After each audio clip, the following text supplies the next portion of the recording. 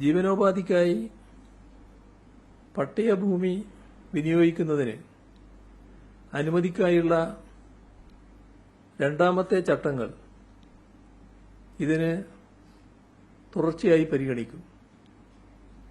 1964 ഭൂമി പതിച്ചു നൽകൽ ചട്ടങ്ങളനുസരിച്ചും 1995 മുനിസിപ്പൽ കോർപ്പറേഷൻ പ്രദേശങ്ങളിലെ ഭൂമി പതിവ് ചട്ടങ്ങളനുസരിച്ചുമാണ് പട്ടയം കൂടുതലായി നൽകിയിട്ടുള്ളത്. എന്നാൽ സംസ്ഥാനത്ത് വിവിധ സന്ദർഭങ്ങളിൽ ഭൂമി പതിച്ചു നൽകുന്നതിന് കൊണ്ടുവന്ന മറ്റ് ചില ചട്ടങ്ങൾ കൂടിയുണ്ട്. 1970 കൃഷിയുക്ത വനഭൂമി പതിച്ചു നൽകൽ ചട്ടങ്ങൾ, കർഷക തൊഴിലാളികളുടെ പുനരധിവാസം ചട്ടങ്ങൾ, റബ്ബർ കൃഷി, ഏലം, തേയില, കോഫി എന്നിവയ്ക്കുള്ള പതിവ് ചട്ടങ്ങൾ, Wayanad colonisation scheme, 1993 Kerala land assignment special rules തുടങ്ങിയ ചട്ടങ്ങളനുസരിച്ച് വിവിധ വിഭാഗം ജനങ്ങൾക്ക് പതിച്ചു കിട്ടിയ ഭൂമിയിലെ വകമാറ്റിയുള്ള വിനിയോഗം ക്രമീകരിക്കുക എന്ന ആവശ്യം പൂർണ്ണമായും പരിഹരിക്കപ്പെടും. കൂടുതൽ ചട്ടങ്ങൾ ഇതിന്റെ പരിധിയിൽ കൊണ്ടുവരേണ്ടതുണ്ടെന്ന് കണ്ടാൽ അവയും കൂട്ടിച്ചേർക്കും. സംസ്ഥാനത്ത് പട്ടയം വഴി സർക്കാർ ഭൂമി ലഭിച്ച ഏതൊരാൾക്കും അവരുടെ ജീവനോപാധിക്കായുള്ള സ്വതന്ത്ര വിനിയോഗത്തിന് തടസ്സമുണ്ടാകരുത്. ഇതാണ് സർക്കാരിന്റെ നിലപാട്. താമസത്തിനായുള്ള വീട് നിർമ്മാണത്തിന് നൽകിയ ഭൂമി മറ്റാവശ്യത്തിന് വിനിയോഗിച്ചുവെങ്കിൽ മാത്രമേ ക്രമീകരണം ആവശ്യമായിട്ടുള്ളൂ. ഉടമസ്ഥന്റെ താമസത്തിനായുള്ള എല്ലാ വീടുകളും ക്രമീകരിക്കും. അതായത് വ്യാപാര ആവശ്യത്തിന് വിനിയോഗിക്കുന്ന കെട്ടിടങ്ങൾക്കുള്ള കോമ്പൗണ്ടിംഗ് ഫീസ് അത് നമ്മുടെ റെസിഡൻഷ്യൽ ബിൽഡിങ്ങുകൾക്ക് ഒഴിവാക്കും. പട്ടയഭൂമി നിശ്ചിത സമയപരിധിക്ക് ശേഷമേ മറ്റൊരാൾക്ക് കൈമാറുന്നതിന് കഴിയുകയുള്ളൂ. ഇത് ലംഘിച്ചുള്ള കൈമാറ്റങ്ങൾ നടന്നിട്ടുണ്ട്. ഇപ്രകാരം ഭൂമി കൈമാറി ലഭിച്ച ഉടമസ്ഥർക്ക് ന്യായവിലയുടെ നിശ്ചിത ശതമാനം ഫീസ് ഈടാക്കി ക്രമപ്പെടുത്തി നൽകും. അതോടൊപ്പം കൈമാറ്റം വഴി ലഭിച്ച ഭൂമി മുൻകൂർ അനുമതിയോടെ വകമാറ്റി ഉപയോഗിക്കുവാൻ രണ്ടാമതായി രൂപീകരിക്കുന്ന ചട്ടങ്ങളിൽ വ്യവസ്ഥ ചെയ്യും. പൊതുവായ ചില വ്യവസ്ഥകൾ കൂടി ഇതിന്റെ ഭാഗമായുണ്ട്. ഈ ചട്ടമനുസരിച്ച് പതിവുകാരൻ, അതായത് ഉടമസ്ഥൻ എന്നത് ഭൂമി പതിച്ചു കിട്ടിയ വ്യക്തിയും അനന്തരാവകാശിയും പിന്തുടർച്ചാവകാശിയും ഭൂമി പതിവ് വ്യവസ്ഥകൾ ലംഘിച്ച ശേഷമുള്ള കൈമാറി ലഭിച്ച ഉദ്യോഗസ്ഥനും ഉടമസ്ഥനും ഉൾപ്പെടുന്നു. ഭൂമി പതിവ് വ്യവസ്ഥകൾ ലംഘിച്ചതിന് ശേഷമുള്ള കൈമാറി ലഭിച്ച ഉടമസ്ഥനും ഇതിൽ ഉൾപ്പെടുന്നുണ്ട്. ഇക്കാരണത്താൽ നിലവിലുള്ള ഉടമസ്ഥന് തന്റെ ഉടമസ്ഥാവകാശം സ്ഥാപിക്കുന്നതിനുള്ള രേഖകൾ മാത്രം സമർപ്പിച്ചാൽ മതിയാകും. രണ്ടാമത്തത്, അപേക്ഷകൾ കൈകാര്യം ചെയ്യുന്നതിന് ഒരു ഓൺലൈൻ പോർട്ടൽ ഏർപ്പെടുത്തും. അപേക്ഷ സമർപ്പിക്കുവാനും അതിലെ തുടർ നടപടികൾ നിരീക്ഷിക്കുവാനും നടപടി സ്വീകരിക്കും. മൂന്നാമത്തത്, വകമാറ്റിയുള്ള വിനിയോഗം ക്രമീകരിക്കുന്നതിനുള്ള അപേക്ഷ സമർപ്പിക്കാൻ 1 വർഷം വരെ സമയം അനുവദിക്കും. ആവശ്യമെങ്കിൽ കാലാവധി നീട്ടി നൽകുകയും ചെയ്യും. ഇക്കാരണത്താൽ അപേക്ഷകൾ സമർപ്പിക്കുന്നതിന് സാവകാശവും ലഭിക്കും. 4, പതിവ് ലഭിച്ച ഭൂമിയിലെ പട്ടയവ്യവസ്ഥ ലംഘിച്ച് എത്ര അളവ് ഭൂമി മറ്റാവശ്യത്തിന് വിനിയോഗിച്ചിട്ടുണ്ടോ ആ ഭൂമിയിലെ വകമാറ്റിയുള്ള വിനിയോഗം മാത്രമാണ് ക്രമീകരിക്കുക. ബാക്കിയുള്ള ഭൂമി നേരത്തെയുള്ള പട്ടയവ്യവസ്ഥക്ക് വിധേയമായിരിക്കും. ഇവിടെ മറ്റാവശ്യങ്ങൾ നിർവഹിക്കുന്നതിന് പ്രത്യേക അനുമതി തേടേണ്ടതാണ്. അതായത് ക്രമവിരുദ്ധമായ പ്രവർത്തനങ്ങളൊന്നും തന്നെ പിന്നീട് അനുവദിക്കുകയില്ല. 5, ഒരു പ്രത്യേക ആവശ്യത്തിനായി അനുവദിച്ച പട്ടയഭൂമിയിൽ നിർമ്മിച്ച വീടുകൾക്ക് ക്രമീകരണം ആവശ്യമെങ്കിൽ നിർമ്മിതിയുടെ വലിപ്പം നോക്കാതെ ക്രമവൽക്കരിച്ച് നൽകും. അപേക്ഷയോടൊപ്പമുള്ള ചെറിയ ഫീസ് മാത്രം നൽകിയാൽ മതി. കോമ്പൗണ്ടിംഗ് ഫീസ് പൂർണ്ണമായും ഒഴിവാക്കും.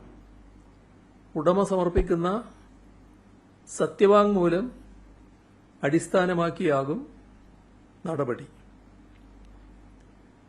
6, സമാനമായി പതിവ് ഭൂമിയിലെ സർക്കാർ കെട്ടിടങ്ങൾ, പൊതുസ്ഥലങ്ങൾ, ജീവനോപാധിക്കുള്ള 3000 സ്ക്വയർ ഫീറ്റ് വരെയുള്ള വാണിജ്യ കെട്ടിടങ്ങൾ, ഇതെല്ലാം കോമ്പൗണ്ടിംഗ് ഫീസ് ഈടാക്കാതെ ക്രമവൽക്കരിക്കും. അപേക്ഷ ലഭിച്ച് 90 ദിവസത്തിനകം ബന്ധപ്പെട്ടവർ തീരുമാനമെടുക്കണം. അങ്ങനെ തീരുമാനമെടുത്തില്ലെങ്കിൽ ഡീംഡ് പെർമിഷൻ ആയി കണക്കാക്കിയുള്ള ഉത്തരവ് ലഭിക്കും. ഇതിന് ഓൺലൈൻ സംവിധാനത്തിലൂടെ സർട്ടിഫിക്കറ്റ് നൽകും. കൃഷിക്കും കൃഷി അനുബന്ധ ആവശ്യത്തിനും വിദ്യാഭ്യാസ, മതപര, സാംസ്കാരിക, വിനോദ ആവശ്യങ്ങൾക്കും സാമുദായിക സംഘടനകളുടെയും പ്രധാനപ്പെട്ട രാഷ്ട്രീയ പാർട്ടികളുടെയും ആവശ്യത്തിനും ആശുപത്രികൾ, സർക്കാർ അംഗീകാരത്തോടെ പ്രവർത്തിക്കുന്ന വിദ്യാഭ്യാസ സ്ഥാപനങ്ങൾ, ഭൂമി നിർമ്മാണങ്ങൾ മുതലായവയുടെ ആവശ്യങ്ങൾക്ക് ഉപയോഗിച്ചതായുള്ള കെട്ടിടങ്ങൾ കോമ്പൗണ്ടിംഗ് ഫീസ് ഈടാക്കാതെ ക്രമവൽക്കരിക്കും. ഇടത്തരം വാണിജ്യ കെട്ടിടങ്ങൾ അവയുടെ വലിപ്പമനുസരിച്ച് നിശ്ചിത ശതമാനം കോമ്പൗണ്ടിംഗ് ഫീസ് ഈടാക്കി ക്രമീകരിക്കും. ഇതിൽ ഒരു പട്ടിക ഇന്ന് ഞങ്ങൾ തയ്യാറാക്കിയിട്ടുണ്ട്. അതുകൂടി ഇതിന്റെ കൂടെ പറയുന്നതായിരിക്കും നന്നാണ്. ഇപ്പം സാധാരണഗതിയിൽ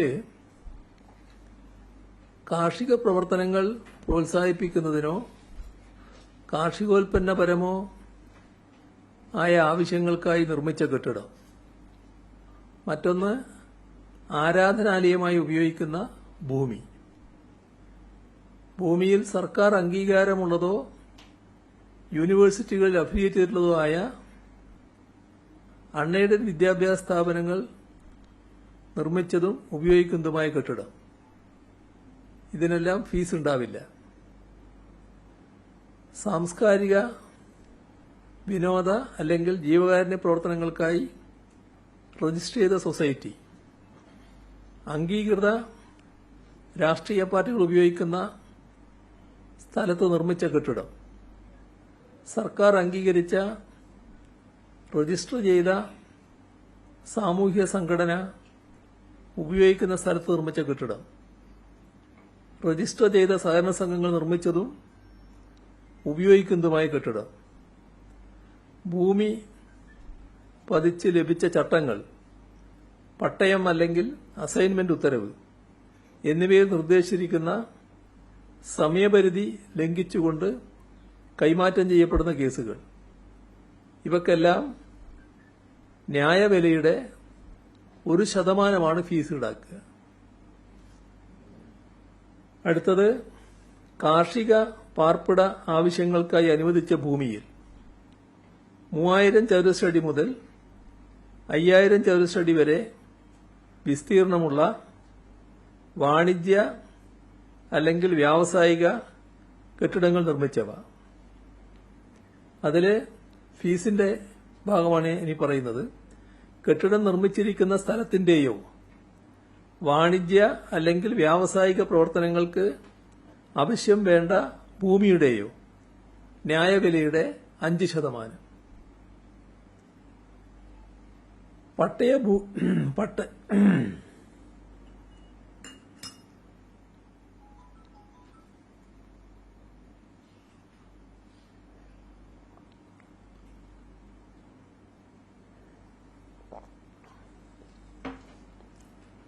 പട്ടയഭൂമിയിൽ നിർമ്മിച്ചതും ആശുപത്രിയായി ഉപയോഗിക്കുന്നതുമായ കെട്ടിടം കാർഷിക പാർപ്പിട ആവശ്യങ്ങൾക്കായി അനുവദിച്ച ഭൂമിയിൽ 5000 ചതുരശ്ര അടി മുതൽ 10000 ചതുരശ്ര അടി വരെ വിസ്തീർണമുള്ള വാണിജ്യ അല്ലെങ്കിൽ വ്യാവസായിക കെട്ടിടങ്ങൾ നിർമ്മിച്ചവ. ആശുപത്രി എന്ന് പറയുന്നത് സ്വകാര്യ ആശുപത്രിയാണ്. കെട്ടിടം നിർമ്മിച്ചിരിക്കുന്ന സ്ഥലത്തിന്റെയോ വാണിജ്യ അല്ലെങ്കിൽ വ്യാവസായിക പ്രവർത്തനങ്ങൾക്ക് ആവശ്യം വേണ്ട ഭൂമിയുടെയോ ന്യായവിലയുടെ 10%.